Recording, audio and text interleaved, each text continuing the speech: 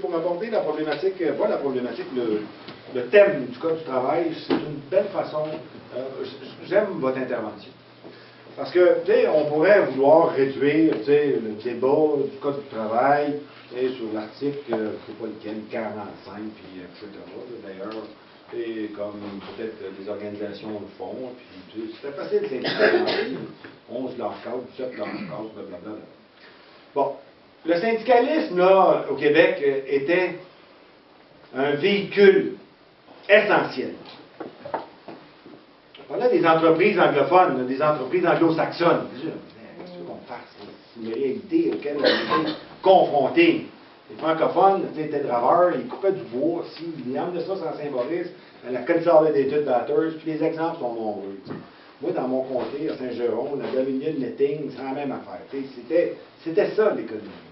Alors, que faisaient les Canadiens français, qui étaient des ouvriers, pour protéger leur vie, et ensuite aussi être correctement traités dans la vie, c'est-à-dire d'avoir des conditions de rémunération adéquates?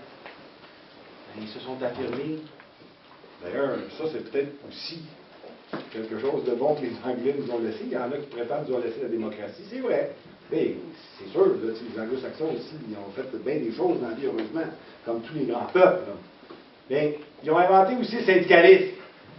Et on l'a amené, et puis c'est ce que les Québécois, les Américains aussi, se sont donnés comme véhicule pour revendiquer des droits légitimes. Ça s'est fait indéniablement dans l'adversité. On le sait, la loi du Canada, puis, etc. Mais au bout du compte, je pense qu'on a obtenu, par le biais de ce véhicule, des conditions de travail décentes. Tous les régimes de droit autour de la santé et de la sécurité au travail se sont imposés.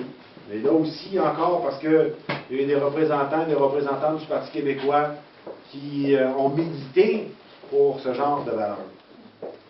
Là, je pense que nous autres, on est rendu à une nouvelle étape. Et là, il y en a qui l'ont bien compris. Et j'aimerais parler donc du Fonds de solidarité. Il y en a qui l'ont bien compris, tellement qu'il y en a d'autres qui l'ont compris, mais différemment.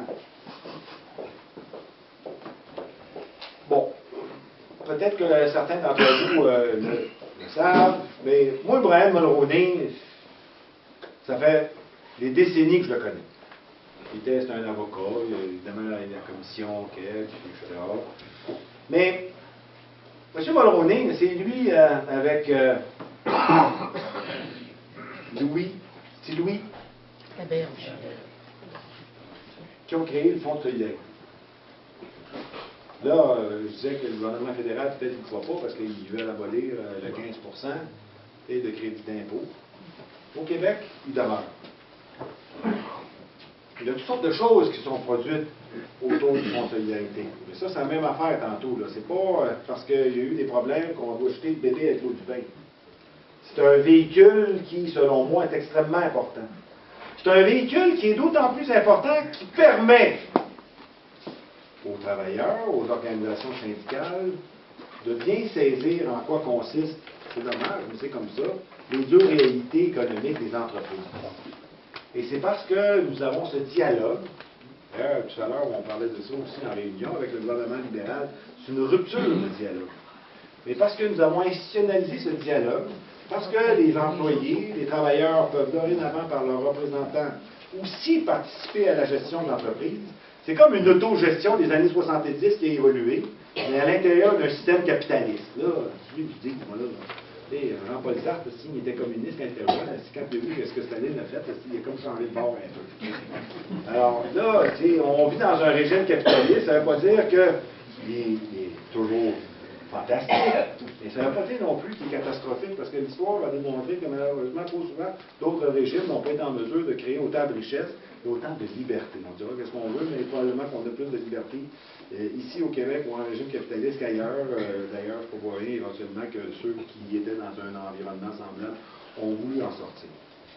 Alors, ça veut dire que les organisations syndicales sont mieux intégrées à l'intérieur du monde du travail, du monde du capital, du monde des entreprises et sont en mesure de mieux comprendre.